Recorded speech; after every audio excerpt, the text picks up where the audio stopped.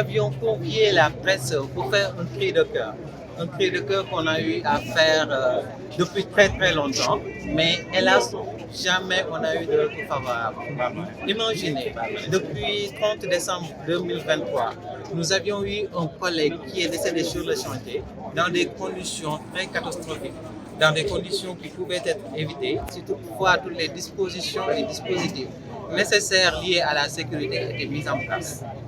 Depuis lors, l'entreprise chinoise Sino-Hydro ne cesse de nous manquer de respect et de continuer à faire des renvois excessifs et successifs sans préavis ni motif valable. Mais également, je voulais savoir qu'ils nous forcent et nous font des chantages pour le travail des heures supplémentaires, sans compter et sans oublier les cas d'accidents de chantier que nous avons chaque jour, presque tout le temps. Je vous donne l'exemple d'un collègue qui est actuellement dans une clinique où il a subi une opération hier à 14h. Il est entré au bloc à 14h. Imaginez, les Chinois étaient venus au niveau de la clinique à 21h. Ils sont venus à 21h pour pouvoir payer les factures et les ordonnances. Ce que nous déplorons, un manque de respect total. Nous sommes ici des travailleurs depuis presque 3, voire même 4 ans. Et nous n'avons jamais eu de contrat valable, des contrats visés, des contrats vérifiés et validés par les autorités compétentes. Nous en faisons un appel aux autorités compétentes pour venir faire le travail. Je vous laisse aussi savoir que ce 30 de ce mois, ils nous ont mis sur la table des contrats de durée déterminée à fin de chantier. Pour un chantier qui est supposé se terminer dans moins de 6 mois, une fois qu'on aura signé ces contrats, ça revient à que nous perdions tous nos droits, c'est-à-dire toutes nos indemnisations, tous nos intérêts, ce que nous déplorons catégoriquement. Donc à partir de maintenant, le collectif, de par mon nom, autant pour moi, nous avons décidé de faire une grève de 72 heures qui sera renouvelée tant qu'on n'aura pas gain de cause.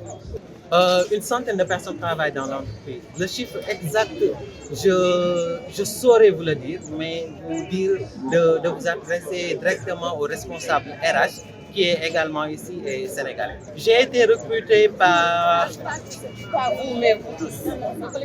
le collectif. Disons qu'il y a certains qui ont été recrutés par des dépôts. Disons qu'il y a certains qui ont été recrutés par des bouche à bouche, mais des contrats valides n'ont jamais été réalisés. Donc, pour vous dire, si on se limitait à des pourcentages, disons que 10% des employés de l'entreprise sont recrutés par des gouvernements. Ce que nous attendons, c'est tout simplement qu'ils puissent nous respecter, tout comme les autres entreprises chinoises qui sont au niveau du Sénégal. Et les informations en circulent partout. Je ne fais pas le faire savoir. Donc nous souhaitons qu'ils nous respectent. Nous souhaitons qu'ils nous donnent nos droits. Nous souhaitons qu'ils fassent de nous des travailleurs et qu'ils nous mettent dans les conditions les meilleures. ginnaaw bi ma leen nuyoo yéen ñëpp di leen ziare waat bu baax xanaa di delluwaat di yëpp ci waat samay kàddu rek ci comme ni ko yéen samay kilifa yi ma fi jiitu njëkk a waxee rek xam naa ni tamit su ma ci yokkul du ma ci wàññi dara ndax li ñu fi boole ñëpp xam nañ ko li ñu fi dajale ci defe naa ni jafe-jafe la boo xam ni yàgg nañ koo dund ci entreprise bi lenn ci su ma ko sañee wax mooy man nii sama jëmm maa ngi fi tàmbali woon 2022 le 2 février ba suñu jonne yàlla tey jii may wax ak yéen jafe-jafe yi fi dund nag bari na xañ na am na luñ ci wax am na tamit luñ ci mën a wax xañ na am na luñ ci mënut a wax ndax xel day fat te nit ki booy wax yéen rek ngay waxee te li ngay wax boo ko bindul li sam xel jàpp rek nga mën a wax waaye nag xam ni ay jafe-jafe lañ fiy dund ci biir entreprise bi ba mu tax ndax say suñu taxawaay bi gënaluñu bu ñu amoon li ñu gënal dañuy xëy dem liggéeyi weer dee ñu fay ñu ñu jël suñu xaalis jariñoo ko ñu suñuy mbokk waaye tey jafe-jafe fi mu tàmbalee bokk na si bi nga xamee ni ñoo ngi liggéey si entreprise bi ñu wax ni nan leen ñuy signer contrat ñu ni mun ñu leen a signer ay contrat ndax ay ménébar lañ leen jàppale man nag damaa nekk responsable ci côté boobu ndax loo kat laa féete jiite fa ay ménébar nekk jiit foofu noonu ñu jox ma seen kàddu ngir ma eggale leen seen i jafe-jafe bi ñu waxee nan leen signer contrat ñoom dañ ne mun ñu leen a signer contrat ndax ay ménébar ngeen léegi comme ay ménébar ngeen mun ñu leen signer contrat nan leen di fay kon ñu ne nan leen di fay chaque jour bu ñu wàccee ñu ne entreprise bi waxee noonu mun ñu leen a fay chaque jour bu ngeen wàccee ñu ni kon nan fay par semaine ñu ni mun ñu loolu ñu ni kon nan leen di fay par 15 heures ñu ni d'accord na mais 15 heures bi naka lañ leen koy fayee mooy chaque le 18 lañ leen di fay salaire yooyu noonu di am ay retard soo amee retard ménébar yëpp taxaw parce que ñun suñu liggéey dafa nekk ay dugal ay tuyau ci suuf si la ñuy dugal ay tuyau yi nag loxo moo koy gas picc nga yor ak peel ànd ak machine mais rarement la machine di liggéey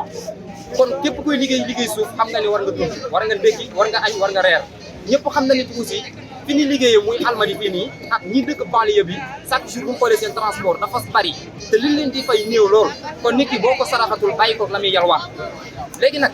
bi nga xamee ni yàlla dogal na jafe-jafe yi fi nekk ñu koy dund génnewuma ci yenn ci sénégalais yi nga xam ne ñoo ngi féetewoo ca bureau ya war ñoo jàppale ci lu bari ndax suñuy jàmbat day dem ci ñoom pour ñu eggale ko ci chinois yi dañuy bañ chinois yi bëgg ñoo jàpp di ñu torturer comme ñun tamit ay jaam la ndax lenn mooy da ngay xëy si di liggéey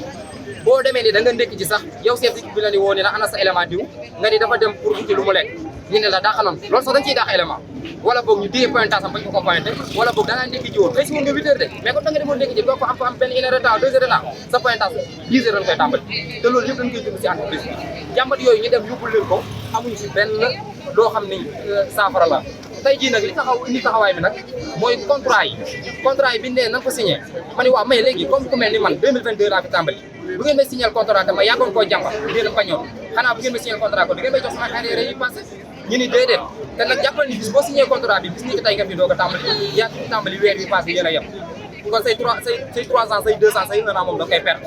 ñu ni déedéet loolu xel mënu ko nangu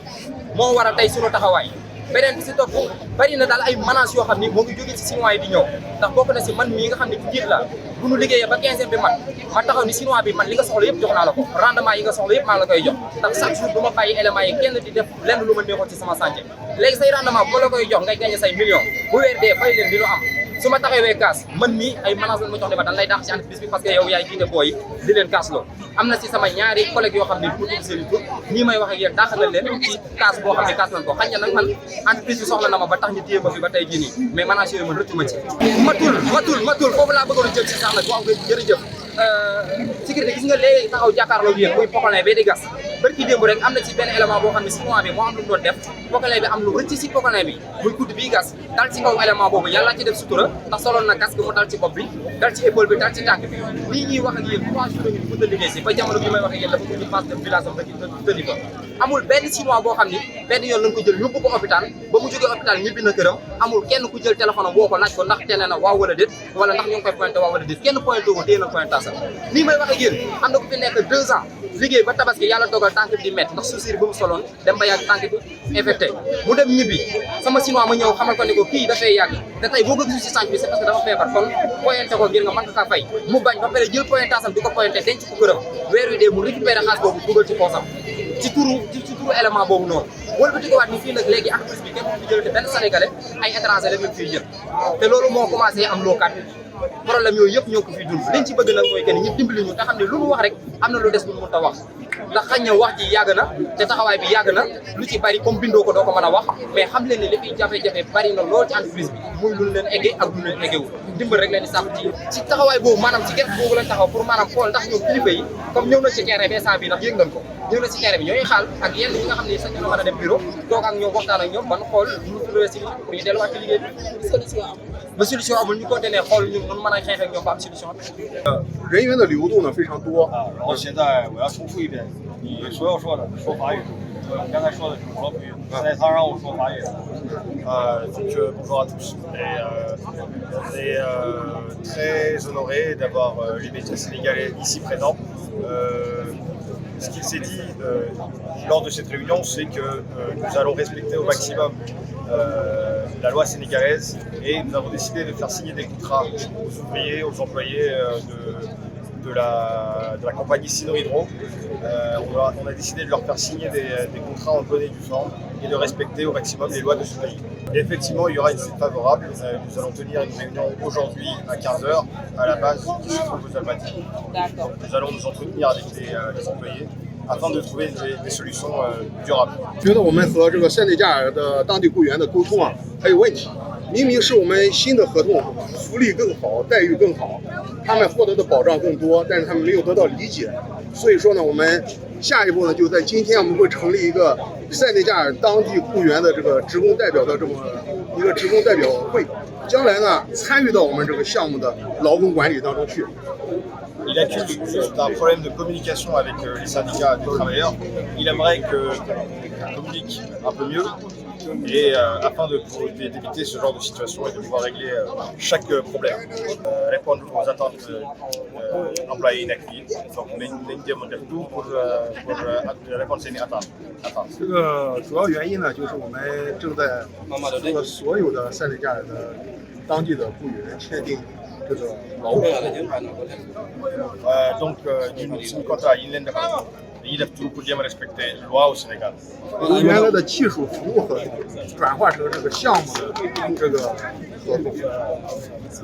Donc, nous avons tout pour vraiment, côté contractuel, nous avons top au Sénégal. 这个工作呢，主要原因呢，就是在上个月中旬，这个塞内加尔的这个工会代表、工会组织找到了我们，要求我们尽快和所有的工人签订劳务合同。 Suite à ça, nous avons signé nos ouvriers, nos employés, nous avons un contrat, nous avons un contrat, nous avons un contrat. 这个项目呢，就是当地雇员呢非常的多。 Donc, il y avait beaucoup d'employés qui ont été du Cabo, et nous avons signé un contrat, comme ça, nous avons pu s'en faire. Ligue bi ñuy def fii c'est très important liggéey boo xam ne Sénégalais lañ koy defal te xam na ne travailleurs yi dañuy xaw a dañuy sonn parce que 24 heures sur 24 la ñuy liggéey dañuy daa am équipe bu bëccëg équipe bu guddi donc lii la c'est à tenir en compte.